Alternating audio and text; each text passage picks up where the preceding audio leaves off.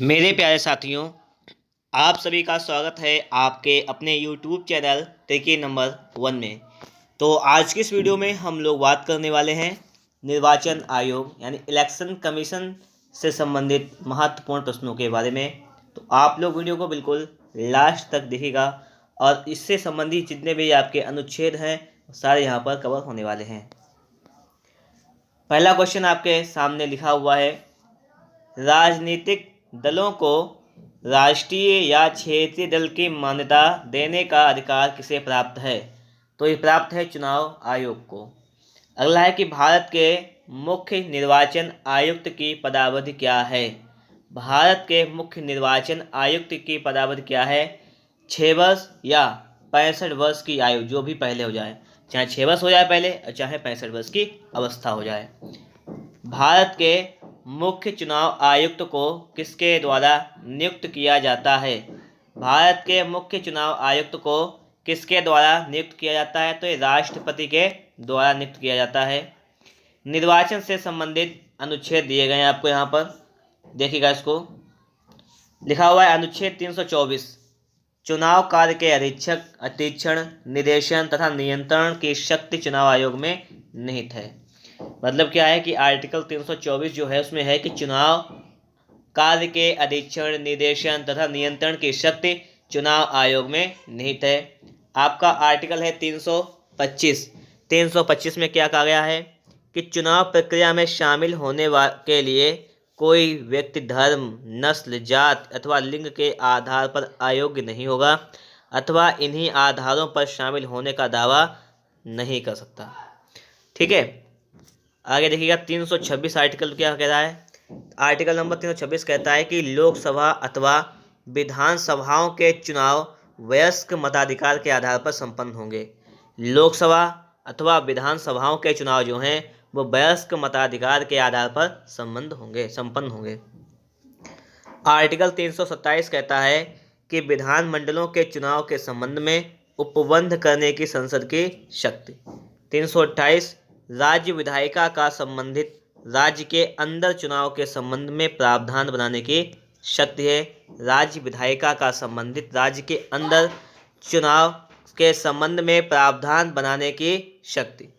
आपका अगला है आर्टिकल 329, चुनाव संबंधी विषयों में न्यायालयों के हस्तक्षेप पर रोक। यह है आर्टिकल 329 में।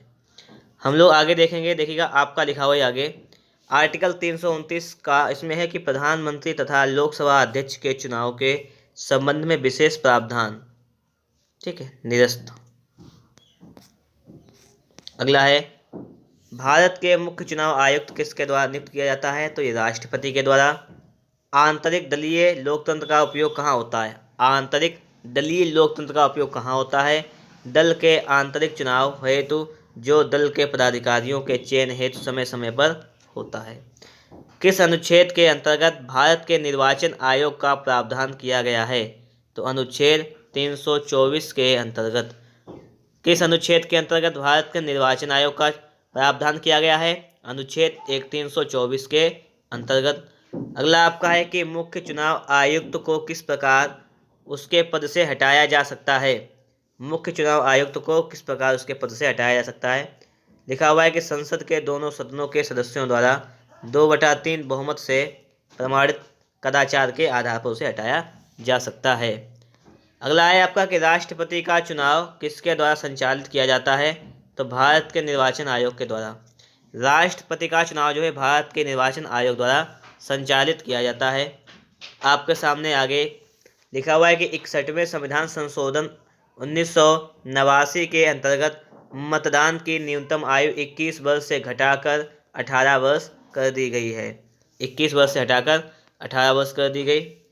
सांसदों की अयोग्यता संबंधी विवाद पर कौन निर्णय देता है? तो निर्वाचन आयोग के परामर्श से राष्ट्रपति निर्णय देता है। संसद द्वारा किस व्यक्ति को चुनाव लड़ने के लिए अयोग्य करार दिया जाता है?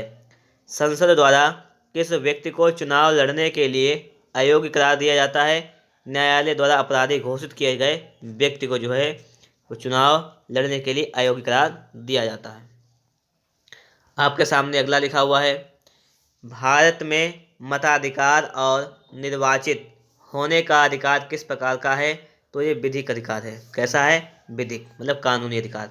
भारत में मताधिकार और निर्वाचित होने का अधिकार किस प्रकार का है? विधिक अधिकार है। राजनीतिक दलों को सर्वप्रथम संवैधानिक मान्यता किस वर्ष प्रदान की गई? 1985 में। कब? 1985 में प्रदान की गई। अगला आपका लिखा हुआ है, आनुपातिक प्रतिनिधित्व की आवश्यकता किस देश में नहीं होती है? तो जहां द्विदलीय प्रणाली प्रचलित हो वहां पर नहीं होती है।